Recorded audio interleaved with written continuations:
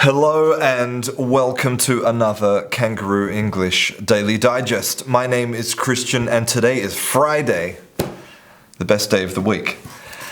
And I want to start today by telling you a little joke, because in yesterday's joke it was the Englishman versus the Irishman and the Irishman won. So today I have to, get back at the Irish. So there's these two Irish guys and they're sitting in a bar in Dublin and they decide to start a conversation. So the Irish guy says to the other guy, so which part of Ireland are you from?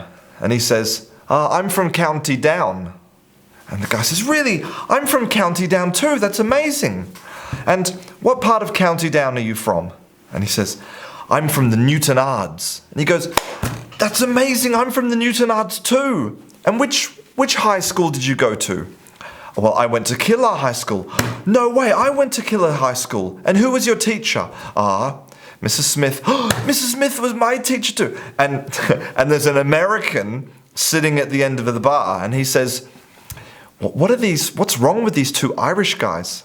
And the bartender says, the Murphy twins are drunk again.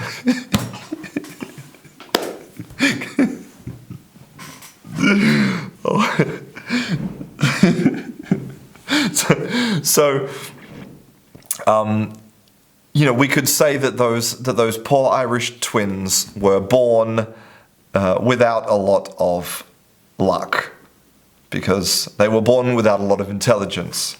And luck is something that I want to talk about today. So today I received some beautiful gifts from somebody in Switzerland. Thank you, Guy. And I got this beautiful Swiss Army knife with my name engraved in it. And things like this make me feel lucky. And I'm always grateful for every day that I'm alive and healthy and happy. And that's why every day is the best day of the week. And when I receive gifts like that for doing something that's my passion, for just doing something that I love, it makes me feel really lucky. Now, the old word in English for luck was hap. Okay? The old English word for luck was hap. And you can find this word hap in the word happy. If you're lucky, you feel happy. And you can also find the word hap in the word happen. Something happened. It happened because of, good luck or bad luck. That's how things happen. Chance. And so today's word of the day, hapless, means that you do not have luck. A hapless person is an unlucky person. And in general, I say that I have not been hapless in my life. I've been quite happy. And there is probably a lot of people out there who consider that that whether you learn a language or not is kind of a matter of luck, right? And part of that luck is about feeling motivated, right? For example, maybe now because you're an adult, you're hapless because you missed that opportunity when you were young to learn a language like a child, to soak up that language like a sponge. So now you're hapless, right? No. Learning a language is really, really hard.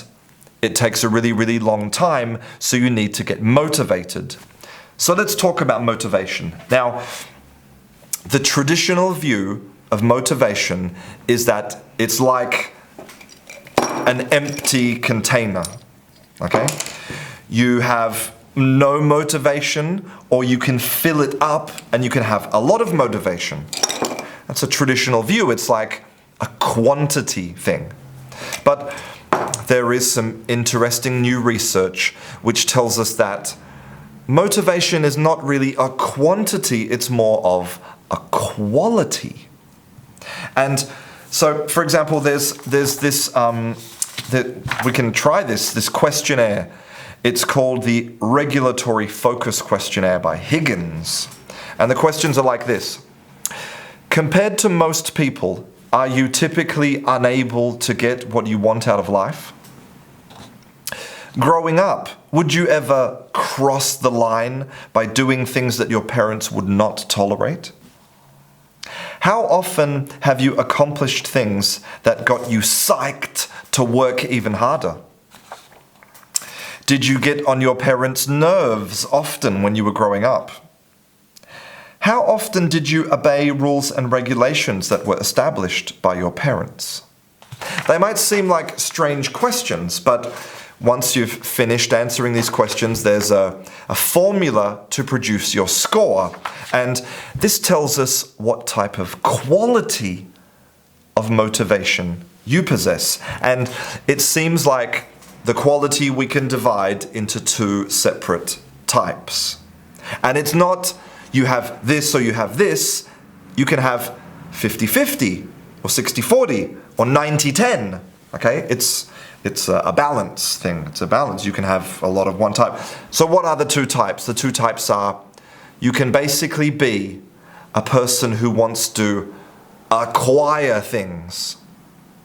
You want to acquire things, which in this research, you would be considered a promotion person, a person who's motivated by moving up, acquiring things, learning things, getting things. Or you could be the opposite. You could be a prevention person, which means that you are afraid of losing things. But it's different. One is it's about I want, and the other thing is about I have and I don't want to lose it. Right? And maybe you have some kind of idea where your personal balance is. Now, what's really interesting about this is they tested people to find out what type of motivation that they have, right? And then they tested that against their ability to remember vocabulary, right? So here's what they did. They had two different groups of people, okay? And one group, they said, if you score 75 points, we will give you a gift card for $100. The other group, they said, right, you have 100 points and you have a gift card for $100. Here you go. But if you do badly in this test and you lose 25 points, then we take the gift card off you. So you can see one of them is this group, they're trying to build their score to get the $100. And the other group, they already have the $100. And if they do badly, they lose it. And so they tested how well they did at remembering vocabulary. And here's the really interesting results, okay? They discovered that, in general, the fear of losing is very powerful.